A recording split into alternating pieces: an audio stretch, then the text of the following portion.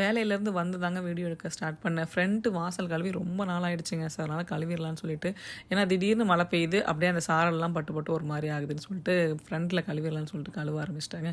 இன்றைக்கி சாமிக்கு நெய்வேத்தியத்துக்கு பார்த்தீங்க அப்படின்னா, பால் பாயாசம் தான் வச்சுட்ருக்கேன். முன்னெல்லாம் ஏலக்காய் வந்து பார்த்திங்கன்னா, கொஞ்சமாக சர்க்கரையும் ஏலக்காவும் சேர்த்து அரைச்சா வந்து மைய அரையும்னு சொல்லுவாங்க. ஆனால் இந்த மிக்ஸிலாம் பார்த்தீங்கன்னு வச்சுக்கோங்களேன், நல்லா ஏலக்காவை மட்டும் நிறையா போட்டு அரைச்சோன்னாவே நல்லா பவுட்ரு ஆகிடுதுங்க. ஏலக்காவாக உடச்சி போடுறதுக்கு இந்த மாதிரி அரைச்சி வச்சதை கொஞ்சமாக போட்டோன்னா கூட நல்ல வாசனையாக இருக்குது. ட்ரை பண்ணி பாருங்கள். நம்ம வீட்டில் சாமி கும்பிட்டுட்டு ஃப்ரெண்டு ஒருத்தவங்க தாம்பூலம் வாங்க கூப்பிட்ருக்காங்க. அவங்க வீட்டுக்கு கிளம்பி போகணும். நம்ம வீட்டில் சாமி கும்பிட்றதுக்கு எல்லாத்தையுமே ரெடி பண்ணிட்டேங்க. வந்ததுலேருந்து இந்த எல்லா வேலையும் எனக்கு செஞ்சு முடிக்கிறது கிட்டத்தட்ட 1.25 மணி நேரம் ஆயிடுச்சுங்க. நல்லபடியாக சாமி கும்பிட்டுட்டு அவங்க வீட்டுக்கு கிளம்பியாச்சு. நான் எப்போயும் சொல்கிற மாதிரி தான், நல்லாயிருப்போம், எல்லோரும் நல்லா இருப்போங்க. எங்கேயும் எப்போயும் நல்லா இருப்போங்க. சாமி கும்பிட்டுட்டு அவங்க வீட்டுக்கு போயிட்டு அந்த சாமியோட டெக்கரேஷன்லாம் பார்த்துட்டு அப்படியே ரொம்ப மனநிறைவாக இருந்துச்சு எனக்கு இன்றைக்கி.